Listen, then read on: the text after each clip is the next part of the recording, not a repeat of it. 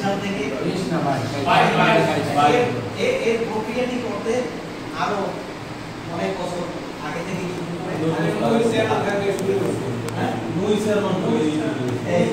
সেই থেকে শুরু হয়ে তারপরে আস্তে আস্তে আমাদের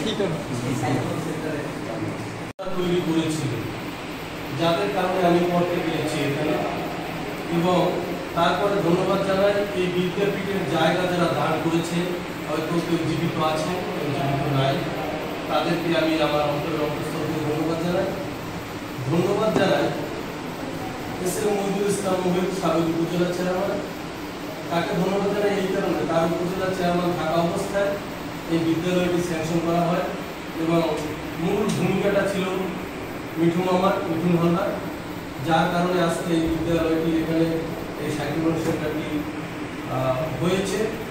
তার সাথে সংশ্লিষ্ট যারা আছে প্রত্যেককে আমি আমার অন্তঃস্থল থেকে ধন্যবাদ জানাই।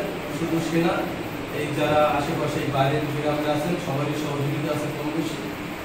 তো আমার একটা কথা, সেটা হলো যে এখানে দিলাম ওকে দিলাম না, এখন ওই যে করবে আর আমি করবো না, তা হবে এটা হবে না। নীতিগতভাবে এটাকে আমরা সবাই আর একটা ধারণা আছে আমাদের কিন্তু এই যে মেরামতি গঠিত হয়েছে, এই যে সাইক্লোন সেন্টারটি মোকাবেলা সাইক্লোন সেন্টারটি গঠিত হয়েছে, এটা কিন্তু শুধু আমাদের গ্রাম